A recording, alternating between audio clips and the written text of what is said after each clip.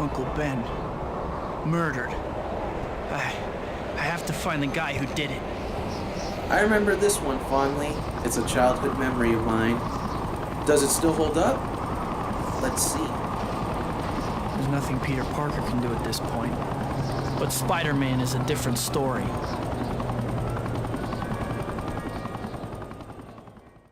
It's a surprise, if anything, that this game is good, since movie tie-in games are usually really bad. The story of this game is a loose adaptation of the movie of the same name. It follows most of the events of the movie, with more villains from the comics being inserted for good measure. Shocker leads a team of thugs, Vulture collaborates with Shocker to get a bag of jewels, Kraven is hired by Norman Osborn, and then there's Scorpion. I think he's the most interesting one because he's the one that's changed the most, and for once, I don't mind, since this is attached to the movies and not the comics. In the comics, he's a private investigator hired by Jameson to find out how Peter gets his pictures of Spider-Man. He's greedy and a bit hot-headed, disobeying orders and instead doing what he wants.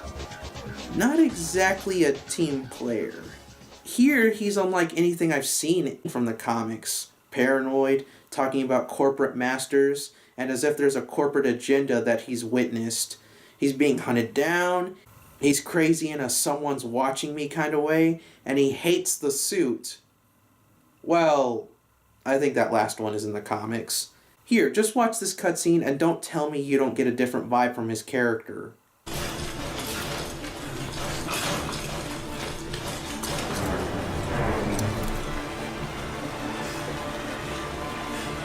Spiders! Spiders everywhere!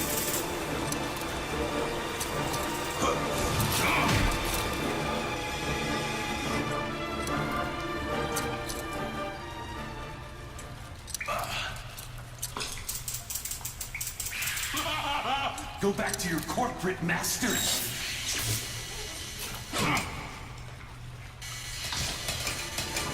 No! No! No! Let's talk about this, Scorpion. You need help. Talk. No. No talking.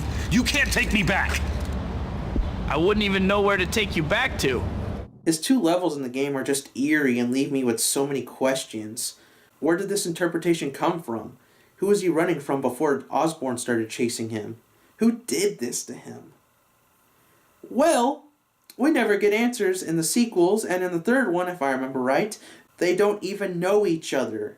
I'm left wondering what happened to Scorpion. I must know. Speaking of eerie, does anyone else remember this bonus cinematic involving Vulture? Because I remember.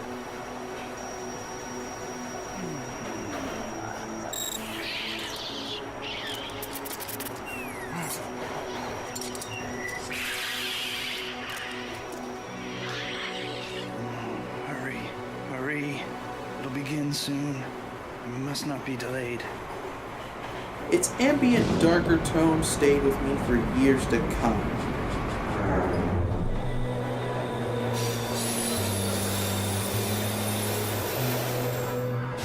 From time to time, I still wonder what he was hiding from.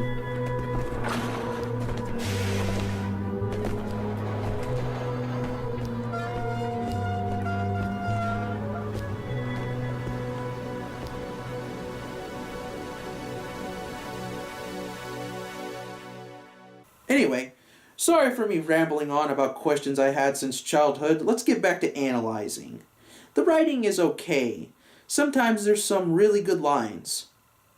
For the most part, the dialogue is just good.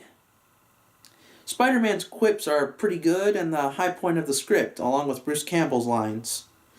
I like the game's overall writing up until the ending. I'll talk more about that later. A surprising note is that Josh Keaton originally voiced Spider-Man in this game. Tobey Maguire didn't join until late into production. Imagine a parallel world where Josh Keaton is the voice of Spider-Man in this game. I would have liked it seeing as he's my favorite Spider-Man VA for a younger Spider-Man, Reno Romano being my favorite for adult Spidey. Kirsten Dunst and J.K. Simmons didn't voice their respective characters in this one. Kat O'Connor and Jay Gordon took their places and do a fair enough job. Tobey Maguire does okay in this game. He'll have highlights like this. So you must be Quilt Man, Padded Pete, Mr. Triple Ply? Oh, I've got it. The cushion. And then other times he'll sound bored like he's recording audio in a studio booth. It'd be weird going back to the subway station after my battle with Shocker. Still, taking photos of the repairs is easy money, so I can't really complain. His voice acting is a mixed bag. Joining Tobey from the movie's cast is Willem Dafoe and, as mentioned earlier, Bruce Campbell. Willem Dafoe delivers probably the best voice performance in the game.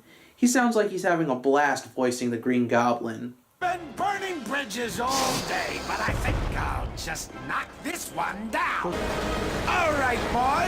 I'll leave you to lick your wounds for now.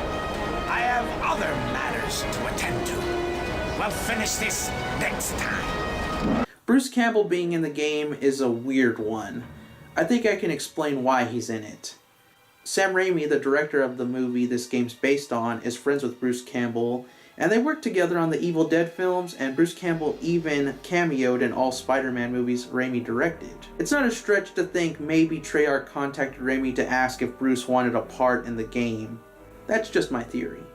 Presentation-wise, this feels like a TV show in terms of the levels, and is a game adaptation of the movie with the soundtrack mimicking Danny Elfman's score to a certain extent.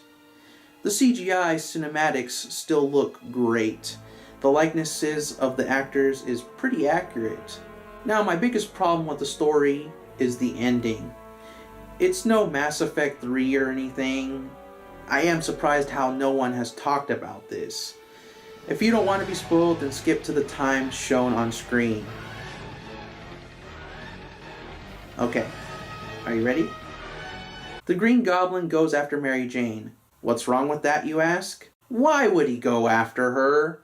All she did was kiss Spider-Man on the cheek.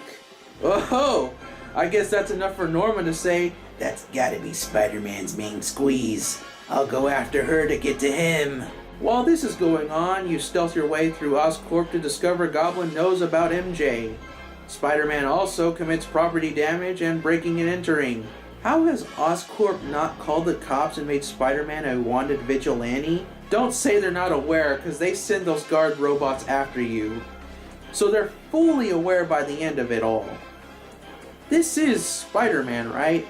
Not Metal Gear Solid? I mean, the only reason why I'm asking is because you fight a giant robot. Are you sure this isn't Metal Gear in some way? Green Goblin gets Mary Jane, Spider-Man chases Goblin to the Brooklyn Bridge, and all is fine up until the last cutscene. Norman dies in a less gruesome way than his movie and comic counterpart. Peter tries to tell Mary Jane his secret. Instead, they make out, cause why not? I suppose character development is out of the question for Mary Jane until the second game. I'd also say Peter too, although in the second game's opening, he's not with Mary Jane anymore, and instead is bound to his duty as protector of New York. In Mary Jane's case, she makes out with Spider-Man even though what she should be doing is realizing that associating with superheroes will put me in danger. It doesn't matter. I suppose since the Green Goblin is dead... Wait a minute. She can see Norman Osborn, right? She can see his face.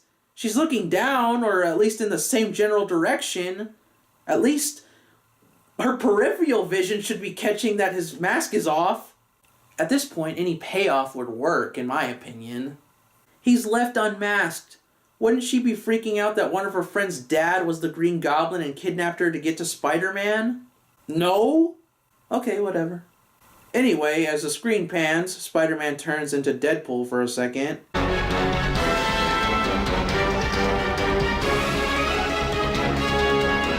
Yeah, that's my life. Complicated. Looks like you're done now. Go outside and play. I like that type of encouragement.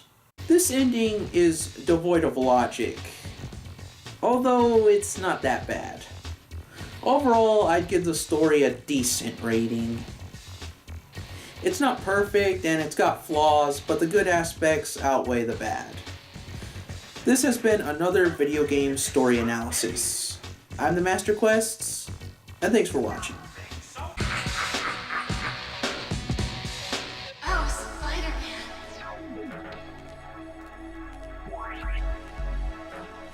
Come get him, Tiger. We should do this again sometime. I'm Spider-Man.